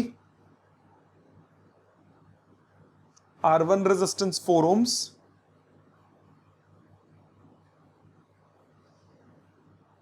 R2 resistance 15 ohms, R3 resistance 15 ohms और R4 रेजिस्टेंस 30 ohms। अब एक बात सुनो, ये A पॉइंट है, ये B पॉइंट है, ये B पॉइंट हो गया, ये A पॉइंट हो गया। तीनों रेजिस्टेंसेस A B के अक्रॉस कनेक्टेड हैं, तीनों किस में हो गए? पैरेलल में। सो A और B के बीच में टोटल रेजिस्टेंस हो गई 1/15 plus 1/30 plus 1/15, 30 LCM, 2 plus 1 plus 2 5, resistance AB का हो गया 6 ohms। So total resistance R effective कितना हो गया? AB का रेजिस्टेंस और ये 4 ohm जुड़ेगा तो 6 ohm plus 4 ohm, effective resistance हो गया 10 ohms। इक्विवेलेंट रेजिस्टेंस सर्किट का टोटल करंट आया V/R 1 एम्पियर। सो 1 एम्पियर करंट यहां निकला, 1 एम्पियर इधर पहुंचा। अब ये तीनों पैरेलल में है तो 1 एम्पियर तीनों में डिवाइड हो जाएगा। बेस्ट तरीका क्या होता है तीन में डिवाइड करने का? वोल्टेज निकाल लो A और B के अक्रॉस। ये हो गया I into resistance of AB। Overall AB का रेजिस्टेंस है 6 ohms, करंट है 1 एम्पियर, 6 ohm तो 6 वोल्ट हो गया। तो यानी इसके अक्रॉस भी 6 वोल्ट, इसके अक्रॉस भी 6 वोल्ट, इसके अक्रॉस भी 6 वोल्ट। सो यानी अगर यहां पे मैं I1 या I2 या I3 ले रहा हूं, सो I1 हो जाएगा V/R, I2 हो जाएगा V/R, I3 हो जाएगा V/R। खत्म, कोई दिक्कत ही नहीं आएगी, क्योंकि मैंने क्या किया, तीनों पैरेलल में थे तो उनको एक ही मानूं तो ओवरऑल रेजिस्टेंस कितनी हो जाएगी उनका इक्विवेलेंट, वो कितनी थी 6 ohms, 6 ohms, और करंट उसमें से एक ही में से कितना पास कर रहा है 1 एम्पियर, तो 6 वोल्ट हो गया तीनों के अक्रॉस। तीनों पे 6 वोल्ट है तो इंडिविजुअल वोल्टेज पता है, इंडिविजुअल रेजिस्टेंस पता है, करंट निकल जाएगा। ठीक, आ जाते हैं क्वेश्चन नंबर 32 पे।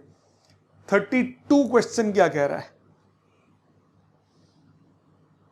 32 कह रहा है 6 resistance each of value 4 ohms are joined in circuit as shown. बहुत simple question, again Wheatstone bridge, 4 ohms, ऊपर आपको व्हीटस्टोन नजर आ रहा होगा, ये रहा व्हीटस्टोन ब्रिज,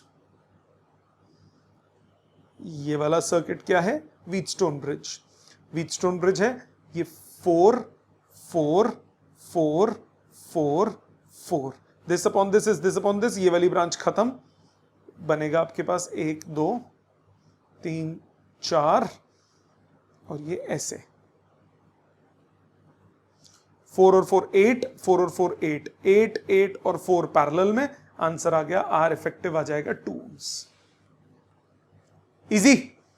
अब आ जाते हैं मजेदार क्वेश्चन पे, क्वेश्चन नंबर 33 पे ध्यान दीजिए। 33rd क्वेश्चन, current flowing in the galvanometer G when key K2 is kept open is I। Circuit बनाते हैं पहले। ये R रेजिस्टेंस है, ये S रेजिस्टेंस है, ये K2, galvanometer, galvanometer current measure ही काम करता है एमीटर की तरह, बैटरी E, की K1 और ये S है। अब क्वेश्चन में बोला current flowing through galvanometer G when key K2 is kept open is I। K2 को ओपन रखा तो यानी कि सर्किट कैसे बिहेव करेगा? ये R, ये गैल्वेनोमीटर, ये बैटरी, ये K1, ऊपर वाला ब्रांच में ही नहीं है। अब वो करंट गैल्वेनोमीटर से कितना बोला? I, तो I करंट पास कर रहा है गैल्वेनोमीटर से। सीरीज में तो सेम ही रहेगा, I होगा कितना? Total voltage upon total resistance. Galvanometer की रेजिस्टेंस मैंने RG बोल दी, पहला पार्ट, इसकी रेजिस्टेंस है RG। आगे क्या बोला? ऑन क्लोजिंग की K2 the current in the galvanometer becomes I/N। अब K2 की को क्लोज कर दिया, इसको क्लोज करूंगा तो गैल्वेनोमीटर में से उसने बोला I/N है। अब जब मैं K2 की क्लोज करूंगा तो इन दो सेक्शंस के अक्रॉस पैरेलल में हो गई है, सो ये मैंने AB पॉइंट बोल दिया, तो ओवरऑल रेजिस्टेंस ए बी के बीच में कितना हो जाएगा, R G into S upon R G plus S. So effective resistance हो जाएगा R plus R G into S upon R G plus S. Yes और नो, ये दोनों पैरेलल में in series with R. So यानी कि अगर total current, अब मैंने आई डैश बोल दिया, अब आई नहीं बोल सकते क्योंकि आई ऑलरेडी इस क्वेश्चन में यूज हो रहा है, आई डैश बोल दिया। पहले इसको सॉल्व कर लेते हैं। R G plus S, R G plus R S, R G subscript है, plus R G into S. अब आई डैश कितना होगा, voltage by total resistance, R G plus R S plus R G into S, R G plus S. ये total current I galvanometer में से नहीं जाएगा, ये टोटल नहीं जाएगा। क्यों? डिवाइड होगा ना करंट। गैल्वेनोमीटर में से मान लिया आई जी गया, remaining I dash minus I G ऊपर से चला गया। ध्यान दो, सो पैरेलल में वोल्टेज सेम रहती है। I G into R G is I dash minus I G into S. तो इधर से आई जी आ गया आपके पास सॉल्व करके, I dash into S upon R G plus S. I dash की वैल्यू पुट करो, आई डैश की वैल्यू है E into R G plus S upon R G plus R S plus R G into S. ये cancel हो गया, ये आ गया अब गैल्वेनोमीटर में से करंट। और ये आपको दिया हुआ है किसके इक्वल है, आई बाय एन के इक्वल। हां कि ना, ये आपको आई बाय एन के इक्वल दिया हुआ है क्वेश्चन में, ध्यान से पढ़ो, ये आई बाय एन के इक्वल दिया है। अब सब्स्टिट्यूट करो फर्स्ट को सेकंड में। ये बेटा ये नंबर्स में अगर क्वेश्चन होता ना बहुत सिंपल लगता, वेरिएबल्स में आते ही क्वेश्चन थोड़ा सा कॉम्प्लिकेटेड हो जाता है, कंसेप्ट्स वही रहेंगे। अब आपको आई की वैल्यू मालूम है, ये आया E S upon R G plus R S plus R G into S is equal to I by N, E upon R plus R G into N. निकालना क्या है आपको, निकालना है आर जी निकालना है। ई से ई कैंसिल हो गया, क्रॉस मल्टीप्लाई करो, आपके पास आया S R N plus S R G into N is equal to R G plus R G into S. 1, 2 और 3 टर्म्स में से आर जी इकट्ठा करो, R plus R G minus R plus S minus N S, और बाकी सब right side ले जाओ, S R N minus S R या आर एस। तो आर जी की वैल्यू कितनी आई, आर जी आया S R into N minus 1 upon R plus 1 minus 1 into S. ये आंसर आ गया। ठीक, इसके बाद क्या बोला, इसके बाद बोला to what form does the expression reduce when the value of r is very large as compared to s। अगर r बहुत बड़ा है s से,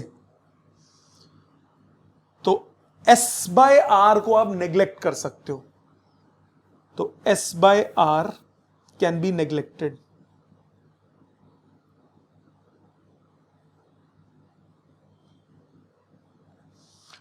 आर जी की वैल्यू s बाय आर की टर्म्स में ऊपर नीचे r से डिवाइड करो, s into N minus 1 upon 1 plus 1 minus N into S by R. So s by R is neglected, तो आपके पास आर जी अप्रोक्सीमेटली कितना हुआ, s into N minus 1 upon 1। खत्म, गॉट इट। सो ये question easy है, question easy है। जब ओपन सर्किट है तो सिंपली सारा करंट गैल्वेनोमीटर से जाएगा, बट जैसे ही आपने सर्किट के पैरेलल में लगाया तो करंट डिवाइड होने लग जाएगा। तो वो डिवाइड होके उसने जो एक्सप्रेशन बोला उसमें आप सब्स्टिट्यूट कर दीजिए, आंसर आ जाएगा। ठीक है, रिवाइंड करके इसको दोबारा देखो, अपने हाथ से साथ साथ लिखो, वीडियो पॉज कर करके, और फिर उसके बाद अगर तब भी नहीं समझ में आता तो क्लास में करेंगे। ठीक, ये था क्वेश्चन नंबर 33। आ जाते हैं 34। अच्छा, 33 सीबीएसई सैंपल पेपर का क्वेश्चन है, तो ऐसा नहीं है कि आ नहीं सकता, और स्कूल एग्जाम में दबा के पूछा जाता है ये क्वेश्चन। ठीक, आते हैं 34 पे। 34 कह रहा है determine the current drawn from a 12 volt supply with internal resistance 0.5 ohm by a infinite circuit as shown. जितने भी इनफाइनाइट सर्किट्स हैं उनको कैसे सॉल्व करते हो? इनफाइनाइट सर्किट में जो रिपीट होता है उसको आप ब्रेक कर लेते हो, जो रिपीटेशन वैल्यूज हैं उनको आप मान लेते हो सेम। जैसे आपके पास ये रेजिस्टेंस है, पहला क्वेश्चन देखो, 1 ओम 1 ओम 1 ओम 1 ओम 1 ओम 1 ओम। कैपेसिटर्स में भी ऐसे किए थे,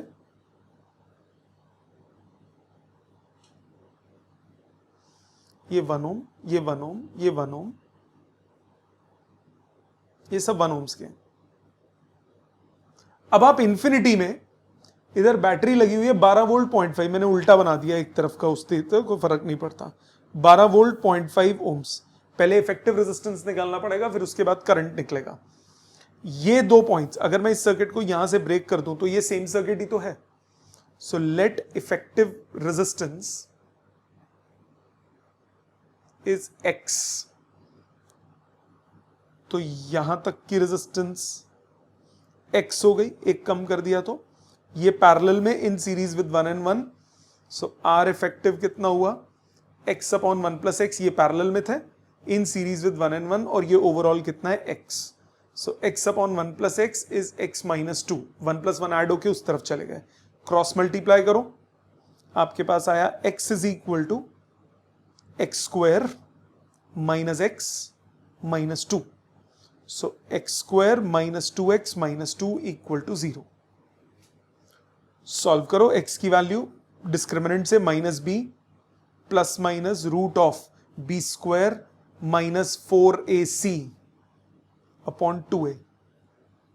तो ये आ गया 12 2 root 3, 2 plus minus root 3। So 2 plus root 3 ohms, minus तो हो नहीं सकता, 3.732 ओम्स। ये आंसर आ गया रेजिस्टेंस का। अब करंट कितना होगा? करंट होगा total voltage upon total resistance, calculation हो जाएगी। ठीक है जी, समझ में आया? ये हो गया हमारे पास आंसर। माइनस बी होता है, एक मिनट बेटा, ये मैंने 4 लिख दिया, ये 2 होगा, ये 1 हो जाएगा, ये 1 हो जाएगा, ये 2.732 आएगा, 2.732 प्लस 0.5। Got it? ये था क्वेश्चन नंबर 34। 35th बिल्कुल सिमिलर क्वेश्चन है, 35th बिल्कुल सिमिलर क्वेश्चन है। देखिए, अब आपके पास इंटरनल रेजिस्टेंस नहीं है, 6 वोल्ट का बैटरी है, ये रेजिस्टेंसेस ऐसे कनेक्टेड है, इनफाइनाइट सर्किट है फिर से। So, यहां तक ब्रेक कर दीजिए, सेम सर्किट होगा। इसका वैल्यूज है 1 ओम 2 ओम 1 ओम 2 ओम 1 ओम 2 ओम। रीड्रॉ करें सर्किट को, 1 ओम 2 ओम्स, इसको मान लिया x ओम्स, 2 और x पैरेलल में हो गया, 2x upon 2 plus x in series with 1, overall कितना हुआ? x। 2x upon 2 plus x is equal to x minus 1, 2x is equal to x square minus x plus 2x हो गया plus x minus 2। So x square minus x minus 2 equal to 0। इसमें splitting हो रही है, x square minus 2x plus x minus 2 equal to 0। x आ जाएगा minus 1 and plus 2, minus 1 हो नहीं सकता तो 2 ओम्स आ गया इफेक्टिव रेजिस्टेंस। करंट कितना हुआ? Voltage upon effective resistance 3 ampere total current आया। आपको टोटल करंट नहीं निकालना, पहले निकालना था रेजिस्टेंस, वो आ गया। What is a current that passes through 2 ohm resistor nearest 2 ohms? So ध्यान देना प्लीज, यहां से निकला 3 एम्पियर, यहां पहुंचा 3, यहां पहुंचा 3। ये रेजिस्टेंस 2 ओम्स है और इस पूरे की रेजिस्टेंस भी 2 ओम्स है, तो यह इक्वल हिस्सों में डिवाइड होगा। सो 1.5 ampere. So current I dash जो होगा, जो यहां से पास कर रहा है, वो हो जाएगा 3/2, मतलब 1.5 ampere. Got it? Total current है 3 एम्पियर, बट जब वो डिवाइड होगा तो डिवाइड हो जाएगा इक्वल में। क्यों इक्वल में? क्योंकि 2 ओम्स इधर है और आगे के पूरे सर्किट की रेजिस्टेंस भी कितनी है? 2 ओम्स, तो इक्वल हाफ्स में डिवाइड होगा। ठीक, आ जाते हैं 36 पे। 36 क्वेश्चन क्या कह रहा है? 36 कह रहा है if the galvanometer in the circuit read 0, find the value of resistor R. देखो सर्किट बनाते हैं पहले तो। 12 वोल्ट की बैटरी है,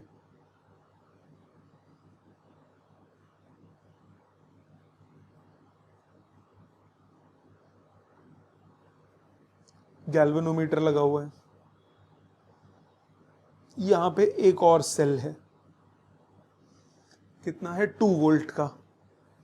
ये आर रेजिस्टेंस है, ये 10 किलो ओम्स है। ओके, अब क्वेश्चन पढ़ते हैं। If a galvanometer in the circuit reads 0, find the value of resistor R. The 12 volt source has negligible resistance. If cool air is blown, वो बात की बात है। सबसे पहले इसकी बात करते हैं। गैल्वेनोमीटर 0 रेजिस्टेंस है, गैल्वेनोमीटर का इफेक्ट 0 है। 0 का इफेक्ट क्यों होगा? क्योंकि यहां से जो करंट आएगा वो 2 हिस्सों में डिवाइड होगा। जितना करंट इधर से डिवाइड होकर इधर जा रहा है, अगर ये बैटरी उतना सप्लाई कर दे तो इस गैल्वेनोमीटर में से कोई करंट पास नहीं होगा। मतलब ये जब 2 वोल्ट है, अगर इन दो पॉइंट्स के बीच में, ए और बी के बीच में सेम पोटेंशियल डिफरेंस हो 2 वोल्ट, तब करंट नहीं पास होगा। क्यों?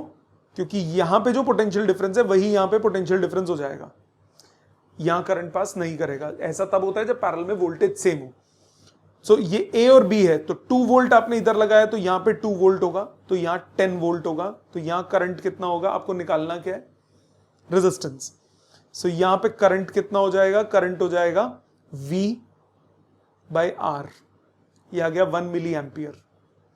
वो 1 मिली एम्पियर पूरा का पूरा इधर से पास होना चाहिए, तभी तो डिवाइड नहीं होगा। तो यानी कि इस रेजिस्टेंस की वैल्यू क्या हो गई? R is equal to V by I, so 2 kilo ohms. Answer आ गया, खत्म। ऐसा कब होता है? दोबारा सुनो। देखो, एक बात बताई थी मैंने आपको, ये रेजिस्टेंस है, यहां से करंट आया, ड्रॉप हुआ प्लस माइनस। अगर यहां पे सेम प्लस माइनस हो तो ओवरऑल करंट इस ब्रांच में कितना हो जाएगा? 0, क्योंकि जितना पोटेंशियल डिफरेंस इधर है उतना ही पोटेंशियल डिफरेंस इधर है। जब दोनों में कोई डिफरेंस ही नहीं आएगा तो करंट को ओवरऑल फ्लो नहीं कर पाएगा। वोल्टेज में अगर 2 पॉइंट्स के फर्क होगा तब करंट फ्लो करता है, अगर वोल्टेज में फर्क ना हो तो करंट फ्लो नहीं करता। ठीक, आ जाते हैं 37 पे। ये कॉन्सेप्ट और क्लियर होगा जब हम पोटेंशियोमीटर समझेंगे। 37, the figure as shown in figure A and B, TW वो होगा, वो TWO लिखा है, 2 points on a uniform ring of radius R। ये सर्कुलर रिंग है, दोबारा बनाते हैं। ये सर्कुलर रिंग है, इसमें आपके पास 2 पॉइंट्स हैं A और B।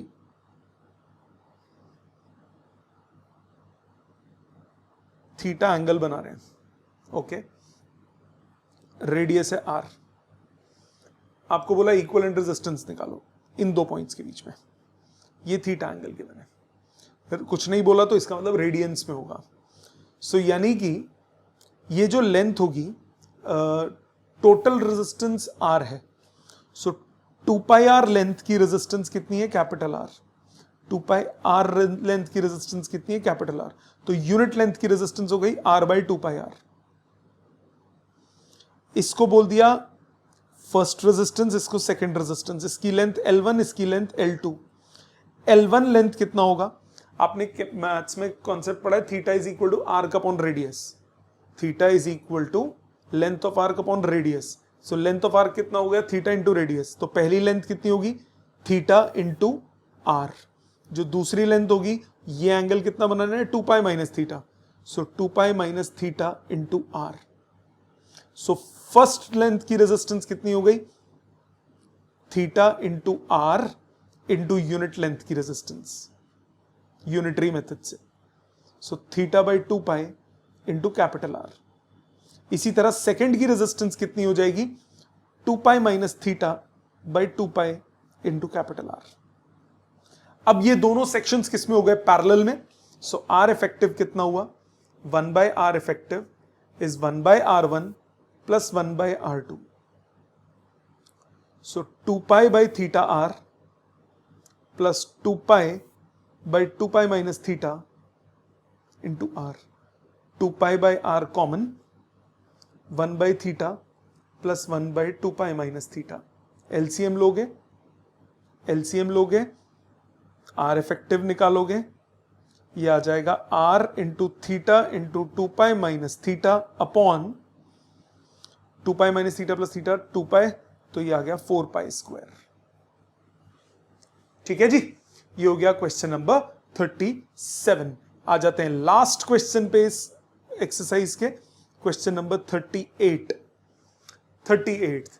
In a circuit shown in figure find the potential difference across capacitor.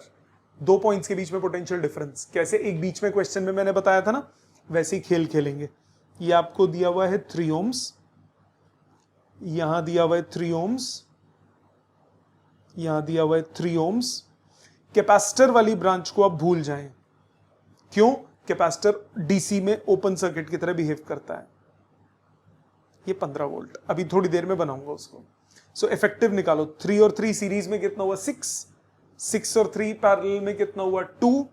2 और 3 6, ये 6, ये 3 के साथ 2. 2 और 3 पैरेलल में कितना हो गया? 5. आर इफेक्टिव हो गया 5 ohms. सो करंट कितना हुआ? 15/5 मतलब 3 एम्पियर. सो 3 एम्पियर करंट इधर आया, 3 एम्पियर इधर पहुंचा. दो हिस्सों में डिवाइड होगा, इधर x, इधर 3 minus x. So x into 3 is 3 minus x into 6. 3 2s 6. So x is equal to 6 minus 2x, x equal to 2 ampere. तो यहां से आया 2 एम्पियर, इधर आया 1 एम्पियर, वापस मिलके हो गया 3 एम्पियर. अब आप आ जाओ कैपेसिटर वाली ब्रांच पे. ये P और Q पॉइंट, इस P और Q पॉइंट के बीच में लगा ना वो कैपेसिटर, उसका कोई काम नहीं है. इस रेजिस्टेंस का तो बिल्कुल ही कोई काम नहीं है. सो वोल्टेज PQ के बीच में, कोई भी दो पॉइंट्स के बीच में पोटेंशियल डिफरेंस आप कैसे निकालते हो? एक से दूसरे की तरफ जाते हो, प्लस पे पहुंचो तो प्लस लो, माइनस पे पहुंचो तो माइनस लो. तो P से Q की तरफ जाओ, पहले करंट वाला प्लस माइनस बना लो. ये प्लस, ये माइनस, ये प्लस, ये माइनस. जिस तरफ से करंट आया ड्रॉप बनता है प्लस माइनस. तो PQ के अक्रॉस वोल्टेज कितनी हो गई? 3 इंटू इस वाले की 3 इंटू 1 प्लस इस वाले की 3 इंटू 3, 9 3 12 वोल्ट. अगर आपको क्वेश्चन में चार्ज निकालने को बोला होता तो चार्ज हो जाता V Q is equal to CV, V into C. Capacitor कितना है? 3 माइक्रोफैरेड. यह आ जाता 36 माइक्रो कूलम. ठीक है, अभी आगे और क्वेश्चंस ऐसे आएंगे आगे की एक्सरसाइज में जिसमें हमें कैपेसिटर पे चार्ज निकालना पड़ेगा. कॉन्सेप्ट सब में सेम लगेगा. ठीक है जी. सो ये पूरे थे न्यूमेरिकल्स जो 38 इस एक्सरसाइज के थे. आपको करने क्या है? खुद अपने हाथ से करने. जब तक अपने हाथ से नहीं करेंगे नहीं होंगे. जितने नहीं होंगे वो मैं क्लास में करूंगा. ठीक है जी. Thank you very much.